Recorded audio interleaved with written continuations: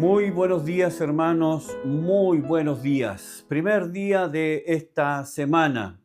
Estamos comenzando nuestro devocional de hoy, en este primer día, como dije, de esta semana, y estamos volviendo a abrir la Escritura para seguir estudiando esta serie que comenzamos la semana pasada, estudiando la vida del profeta Elías. Así que muy bienvenidos, hermanos.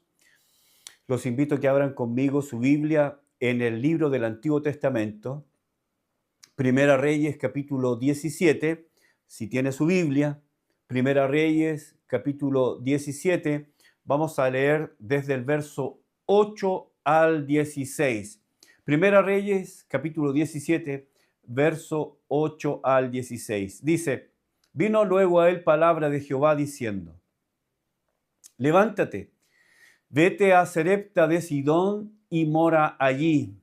He aquí, yo he dado orden allí a una mujer viuda que te sustente. Entonces, Elías, está hablando de Elías, se levantó y se fue a Sarepta. Y cuando llegó a la puerta de la ciudad, he aquí una mujer viuda que estaba allí recogiendo leña, y él la llamó y le dijo: Te ruego que me traigas un poco de agua en un vaso para que beba. Y yendo ella para traérsela, él la volvió a llamar y le dijo: Te ruego que me traigas también un bocado de pan en tu mano. Y ella respondió: Vive Jehová tu Dios, que no tengo pan cocido, solamente un puñado de harina tengo en la tinaja y un poco de aceite en una vasija.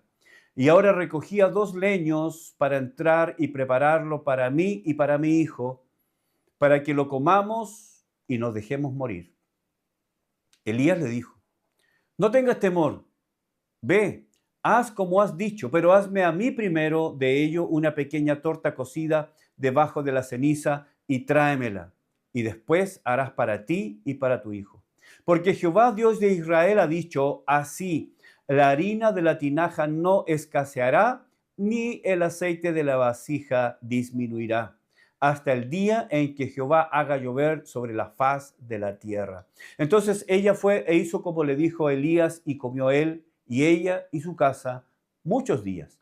Y la harina de la tinaja no escaseó, ni el aceite de la vasija menguó, conforme a la palabra que Jehová había dicho por Elías.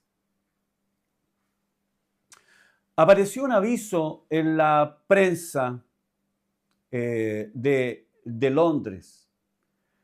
El aviso decía: se buscan hombres para un viaje peligroso, sueldo bajo, frío extremo, largos meses de total oscuridad, peligros constantes, escasas posibilidades de regresar con vida, honor y reconocimiento en caso de que eso ocurra. Firmado Ernest Shackleton. Este anuncio, como dije, apareció en la prensa en 1914.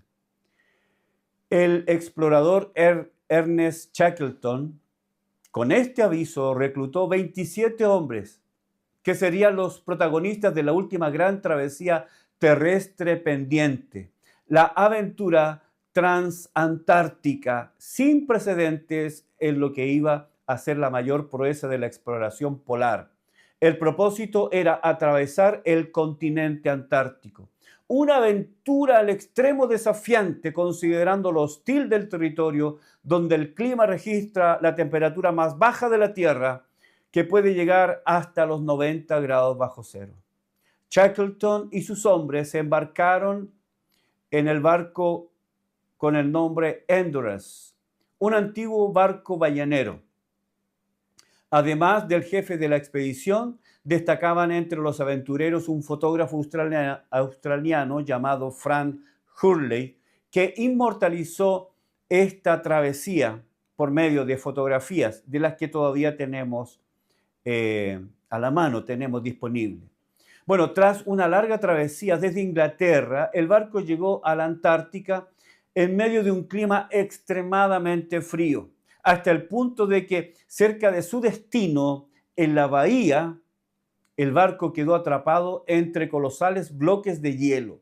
Estos bloques comenzaron a hacer presión, a comprimir la nave. La presión hizo que el barco se inclinara. Los expedicionarios intentaron cortar el hielo para librar la nave, pero fue una tarea inútil. Así que hubo que abandonar el navío. El barco quedó reducido a astillas y se perdió para siempre bajo la capa helada en la Antártica. Todos los hombres habían perdido la esperanza de ser rescatados. Pero finalmente, y después de más de 2 años, fue el barco chileno Yelcho que los rescató con vida. Ninguno de los aventureros murió y todo se debió a las buenas decisiones de Shackleton. Comillas, no hemos perdido ni una sola vida y eso a pesar de que hemos pasado por el infierno, proclamó Shackleton al regreso de su aventura. Según lo prometido en el anuncio del periódico, él y sus hombres recibieron honor y reconocimiento. La expedición y el mismo Shackleton fueron considerados un tremendo fracaso, pero las decisiones que él tomó en la expedición, las decisiones que él tomó, y permítame la repetición, permitieron salvar la vida de todos los hombres, todos los integrantes, todos los que habían subido al barco permanecieron con vida. Esas decisiones se enseñan actualmente como ejemplo de liderazgo en varias universidades alrededor del mundo.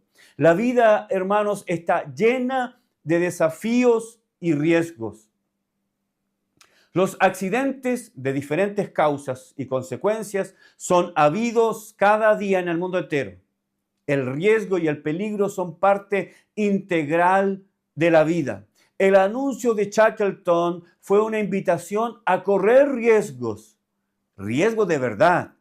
Era una convocatoria a una aventura llena de riesgos, peligros, con muy pocas posibilidades de regreso. El anuncio fue escrito con la más absoluta verdad. Fue escrito con la más profunda honestidad. Era un viaje de inseguridades constantes cada día. Gélidas temperaturas, muerte al acecho permanentemente. La vida de los hombres estaría siempre expuesta a la muerte. En nuestro estudio de la vida del profeta Elías, hoy vamos a considerar el segundo llamado de Dios al profeta. Usted recordará que el primer llamado de Dios fue para que anunciara al rey Acab sobre el juicio que vendría sobre Israel por su impiedad. Dios iba a cerrar los cielos para que no lloviera. Por esta causa, Dios envió al profeta a Querit para que se resguardara de la persecución de Jezabel, la cruel y despiadada esposa del rey Acab.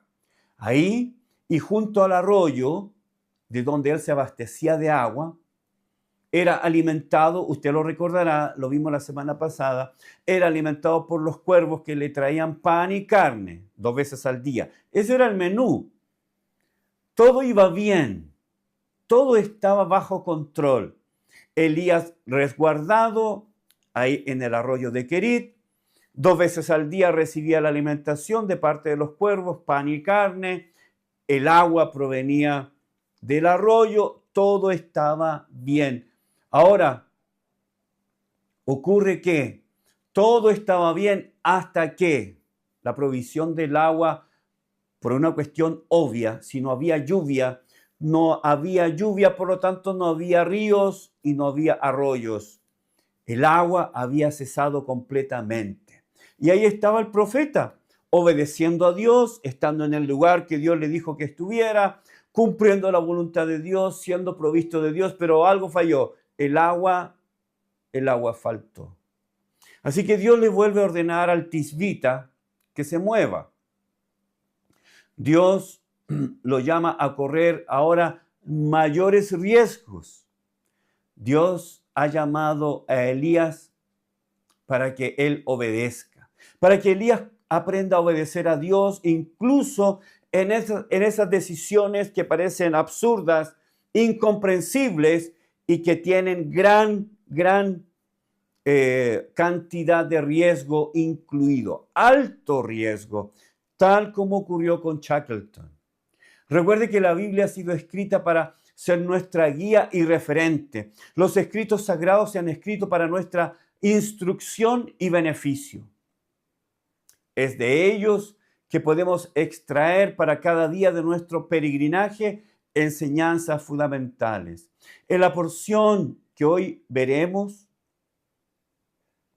es cómo Dios llama al profeta a salir de Kerit, de ese arroyo, donde ha sido sostenido por cuervos cada día, mañana y tarde, para asentarse en un lugar que, para el ojo humano, era el lugar más peligroso.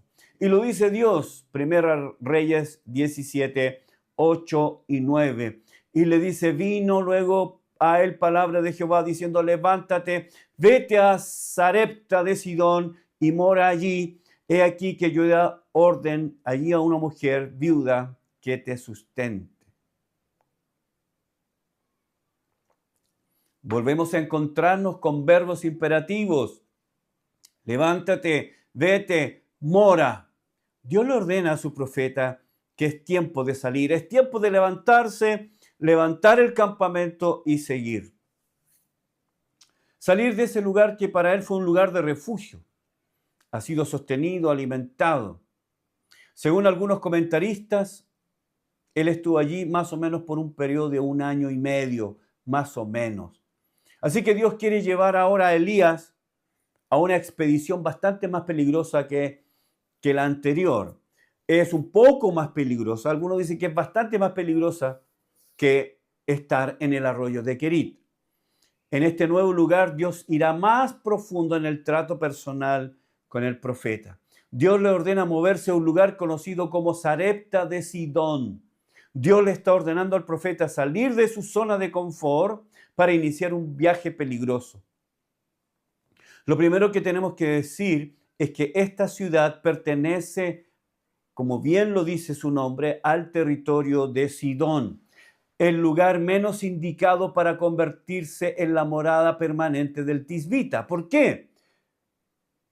Tenemos que recordar lo que el cronista nos ha mencionado sobre Sidón en 1 Reyes 16, 31. Nos dice que el padre de Jezabel, Baal, ese era su nombre, es rey de los sidonios. Y es precisamente ahí donde Dios está mandando a Elías. Pensemos en esto por un momento. Dios está ordenando al profeta que salga de Kerit y vaya a morar a la ciudad natal de Jezabel. En palabras sencillas, ir a morar a la boca del lobo, literalmente. Literalmente. Sarepta quiere decir lugar de fundición. Fue en Sarepta donde se habían construido enormes hornos para la fundición de metales. Sarepta significa literalmente fundir. La palabra fenicia se traduce como taller para fundir o refinar metales. Según el pastor Stephen Davey, Sarepta significa o quiere decir, Sarepta fue el principal productor de las imágenes fundidas de Baal y las diosas consortes, las esposas, sus amantes. Sabemos por otros recursos que los profetas de Baal llevaban alrededor del cuello medallones de oro diseñados de tal manera que reflejaban la luz del sol, que era la forma primaria de su dios Baal. No hay duda que estas medallas se fabricaron principalmente en Sarepta. Por su parte, el pastor Charles Swindoll nos dice que la palabra Sarepta proviene de un verbo hebreo que significa fundirse, derretirse. Es interesante que la forma sustantiva significa crisol, significa prueba y significa tribulación. En palabras sencillas, después de todo lo que he dicho, Dios está moviendo al profeta desde su lugar de refugio otro lugar donde será puesto en el crisol de la prueba. Esta será una prueba aún mayor que la anterior y con toda seguridad más peligrosa, pues él debe ir a morar a la ciudad capital del culto. Es la ciudad capital del culto pagano a Baal. Las pruebas, las dificultades, los estorbos, las postergaciones, enfermedades, crisis, problemas financieros, dolores, las circunstancias adversas que no logramos comprender son el crisol de Dios para nuestra vida. En la metalurgia, el crisol es el lugar donde se calienta el metal hasta limpiarlo de la escoria. La escoria es una espuma o capa de impureza inservible que se forma en la superficie del metal fundido, es decir, la impureza sube hasta arriba. Esta espuma está compuesta por todos los metales extraños que hacen inferior al metal preciado. Así que las pruebas, hermanos, son el crisol de Dios. Es el lugar donde la temperatura de la prueba aumenta de tal manera que permite la manifestación de las impurezas en nuestro corazón, las impurezas de nuestra alma, de nuestro carácter, de nuestro ser.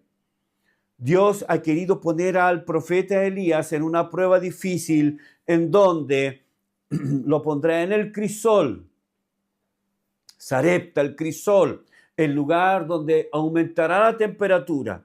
Pero eso permite que toda esa impureza, que toda esa escoria salga, se manifieste. Hermanos, cuando viene la prueba a tu vida, cuando viene la presión de Dios a tu vida, cuando Dios cambia circunstancias, cuando Dios te pone problemas financieros, económicos, de relaciones interpersonales, matrimonio, con los hijos, en el trabajo, en la iglesia, etcétera, etcétera. Cuando Dios permite y te permite estar en el crisol, no es para torturarte, no es para darte muerte. Dios te ha puesto en el crisol para que se manifiesten las impurezas.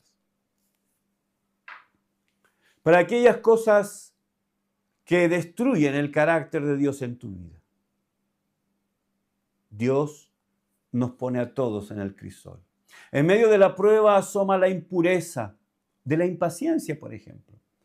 Aparece la impureza de la falta de fe, aparece la impureza de la queja o la murmuración, o aparece la impureza de la comparación, o aparece la impureza del orgullo y la arrogancia. El calor del crisol permite que suba la escoria. Estas impurezas estaban allí. Siempre estuvieron allí. Estaban ahí, solo que el bienestar, la prosperidad no permitían que se manifestara. Es verdad que en los tiempos en que todo está bien, esa escoria está ahí todavía en nosotros, en el alma, en el corazón, en la mente, pero no se manifiestan. Es el crisol, la temperatura que aumenta, que manifiesta la murmuración, la queja, el desencanto, el enojo, el orgullo, etc. Solo el crisol con su calor permite la aparición de la escoria. Dios permitirá las pruebas. Dios permitirá las pruebas del crisol para dejar de manifiesto, para mostrar, para evidenciar las escorias que está en nuestro corazón. Esto, hermanos, no es con ningún fin de juicio, sino es purificación, es confesión y es cambio. Acompáñenme a Deuteronomio capítulo 8. Deuteronomio capítulo 8.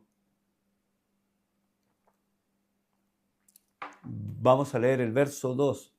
Dice así: y te acordarás de todo el camino por donde te ha traído Jehová tu Dios estos 40 años en el desierto, para afligirte, para probarte, para saber lo que había en tu corazón, si habías de guardar o no sus mandamientos. No es si es que las pruebas vienen, sino cuando las pruebas vengan. porque de todos modos la crisis vendrá. Eso es seguro. No es una posibilidad hipotética, no es una alternativa que podamos escoger nosotros. No, de ninguna manera. Las pruebas vendrán y será Dios mismo quien nos ponga en ese lugar. Como Dios le ordenó a Elías, ve a Sarepta de Sidón, el lugar más peligroso donde podía morar Elías. Las pruebas vendrán. Eso es seguro. Si ahora usted no está en medio de una prueba, le aseguro que la prueba vendrá. Santiago capítulo 1, verso 2, hermanos míos, tened por sumo gozo cuando os halléis en diversas pruebas. Sumo gozo cuando, no es si es que aparece la prueba, sino cuando aparezca la prueba. La prueba va a venir. La prueba va a venir a su vida. No es con el fin de destruirlo, no es con el fin de matarlo, es con el fin de mostrar la escoria, las impurezas que hay en el corazón, en la mente y en el alma. La presión, la temperatura, el sufrimiento hará que esas impurezas se manifiesten. Muchas gracias por acompañarme en el devocional de hoy. Mañana seguiremos estudiando la vida del profeta Elías, ahora en un nuevo lugar, en Sarepta de Sidón, y vamos a ver con lo que él tiene que enfrentarse. Muchas gracias, que Dios les bendiga. Nos vemos mañana.